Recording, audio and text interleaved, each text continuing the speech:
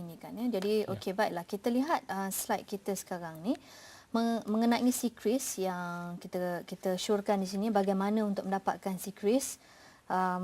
Bagi mereka yang luar Lembah Kelang, bolehlah pergi di cawangan Bank Negara di Pulau Pinang, Johor Bahru, Kuching, Kota Kinabalu. Dia waktu operasi dia seperti waktu pejabat, bawa bersama MyCard dan dapatkan laporan kredit dari kios yang disediakan. Ya, dah ada kios. Dah ada kios sekarang macam EPF pula. Ya, macam EPF. Saya juga ambil kesempatan kerana untuk nak tahu macam mana proses di Bank Negara, saya pergi ke Bank Negara, ambil SeaCris report saya sendiri. Ada 2 kios di Bank Negara di KL dan di empat cawangan tadi kan ada. Okey. Kita ada seorang pemanggil di talian. Ya, silakan. Okey, silakan. Halo, Assalamualaikum. Hello. Waalaikumsalam. Selamat petang ya. Selamat petang. Ini Puan Zah dari Kuantan. Saya nak tanya kan. Ya. Saya baru clearkan saya punya kad kredit lah. Okey, jadi dalam masa sekarang SeaCris akan bersihkan nama kita dalam masa 12 bulan lah kan? Ya. Okey, saya nak tanya kalau dalam masa 3-4 bulan ni saya nak beli rumah atau nak buat loan lain, okey, adakah pihak bank akan tengok juga pada kita punya pembayaran tu kan, pembayaran yang nak clear nama kat SeaCris kan? Adakah SeaCris boleh keluarkan surat ataupun macam mana? Dia boleh clearkan kita punya tu, clearkan nama kita atau macam mana? Okey, tapi Puan tak ada masalah sebelum ni kan rekod clear rasanya. Bukan masalah yang kad kredit baru ni memang dah peringkat ni lah, tapi saya dah settlekan semua lah. Bagus, dah habis dah semua lah. Yang ada satu agensi bank kan, dia buat saya settlekan semua hutang lah. Jadi dalam masa yang terdekat, kalau saya cakap 3-4 bulan saya akan buat loan rumah ke kan. Okey, adakah SeaCris akan keluarkan satu surat untuk membersihkan nama kita lah. Okay. Itu aja, terima kasih. Okay, terima kasih banyak. Nama Kuantan je ya. Baiklah, kita harus berhenti seketika. Jawapan dia selepas ini, kita berehat seketika. Jangan ke mana-mana, Bijak Wang kembali selepas ini.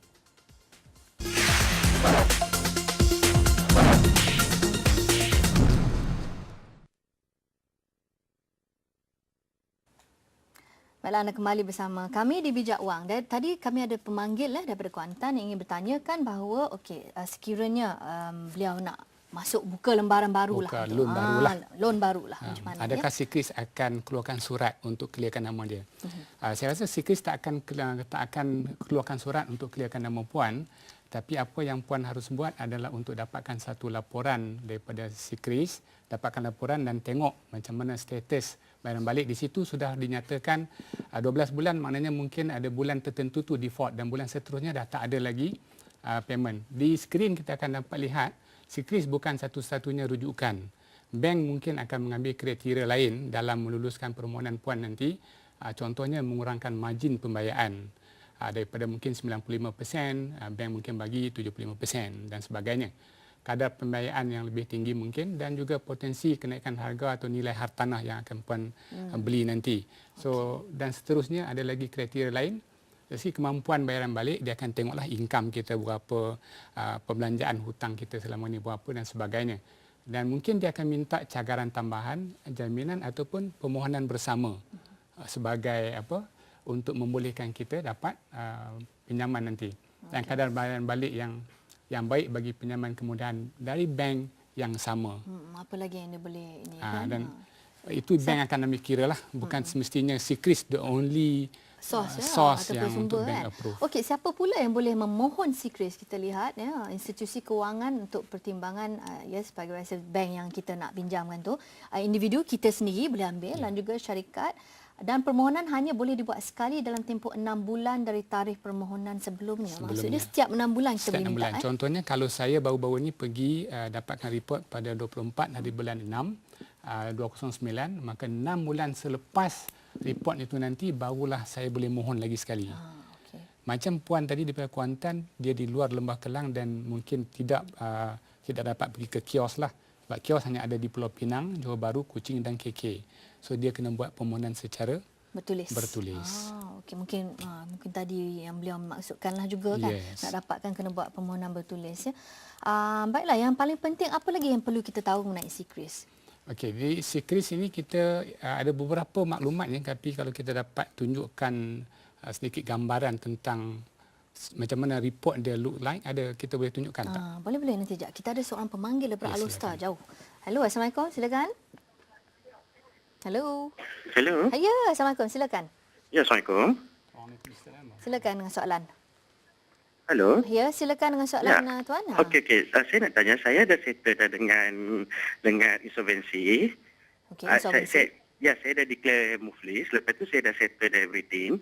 Lepas pada tu saya apply loan semua tak boleh. Lepas tu 2, 3, 4 hari lepas saya tengok dalam situs nama saya still under bankrupt. Jadi saya pun terkejut. Padahal benda ni dah settle last year lah. Okey, itu saja soalan ya. Ya, lepas tu apa yang boleh saya buat? Itulah dia. Kami bincangkan tadi Wan ya daripada Alustar. Tadi sebelum kami berehat sebentar tadi, sebenarnya Wan sendiri kena pergi ke situs. Ya, minta penjelasan. Kerana permasalahan Wan bukan seorang ramai yang kena macam ni. Itu sebab situs dikritik hebat kerana tidak dikemaskinikan maklumatnya. Setakat ini yang saya juga bertanya pada bank ya.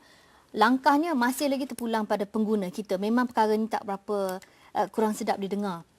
Tetapi demi untuk membersihkan nama kita, kita harus proaktif dan pergi sendiri dan minta penjelasan. Dan kalau boleh Wan kena tunjukkan dokumen mengatakan Wan sudah tidak lagi bankrupt, dah keluar daripada keadaan muflis tu ya. Itu yang paling penting. Baiklah, ada satu contoh laporan. Bagaimana kita nak membaca laporan kredit bagi mereka yang tak pernah melihat satu laporan kredit mengenai diri ya. Kita lihat dalam kaca TV sekarang.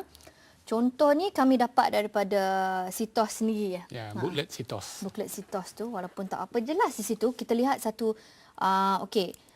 F, G, H, I dan J merupakan maklumat yang paling penting yang digunakan oleh bank. Apakah maklumat ini Tuan? Maklumat ini kalau kita lihat secara terperinci kita akan tengok berapakah had pinjaman yang kita dah pinjam dan berapakah baki yang kita masih lagi terhutang kat bank dan seterusnya kita akan lihat di yang I itu adalah pattern bayaran balik setiap bulan untuk tempoh 12 bulan. Di situ maknanya dia tak akan hilang lah. 12 bulan yang akan datang barulah maklumat yang default payment kalau ada tu akan terpadam secara sendirinya. Ini adalah satu contoh laporan kredit daripada bank negara. Kita scankan tapi blur sikit sebab kita pun nak jaga privacy confidentiality untuk individu ini. Dan kita lihat kolom-kolom ni ada. Ya, betul. Kejap ya. Okey. Kolom-kolom ni pun inilah track record untuk 12 bulan ya. Dan kalau kita lihat dalam Secris report juga ada dinyatakan permohonan yang kita buat sekarang. Status yang kita buat permohonan sekarang sama ada permohonan itu pending atau permohonan itu dah approve atau permohonan itu ditolak. Ada. Okey. Dan maklumat yang terkini kalau kita tengok Secris report dia ada juga nyatakan bank mana yang memberi pinjaman kepada kita. Dan seterusnya lah. Okey. Pengertian mengenai senarai hitam ni bagaimana pula? Banyak orang salah ertikan kadang. Apa ertinya? Apabila kadang-kadang kita lihat kalau semata-mata kerana satu permohonan itu diluluskan. Kalau saya tanya Nurin lah, Nurin agak-agak sekarang ni disenarai hitam ke tidak? Rasanya tak lah. Rasanya tak kan? Kita akan rasa disenaraikan hitam ini, disenarai hitamkan bila kita mohon kepada bank untuk kemudahan sesuatu pinjaman, tiba-tiba permohonan tu di reject, kita pun kata, saya dah di blacklist. Sebenarnya blacklist bukan hanya sekadar bank tak approve pinjaman. Blacklist ni adalah bila kita sudah pun diambil tindakan undang-undang.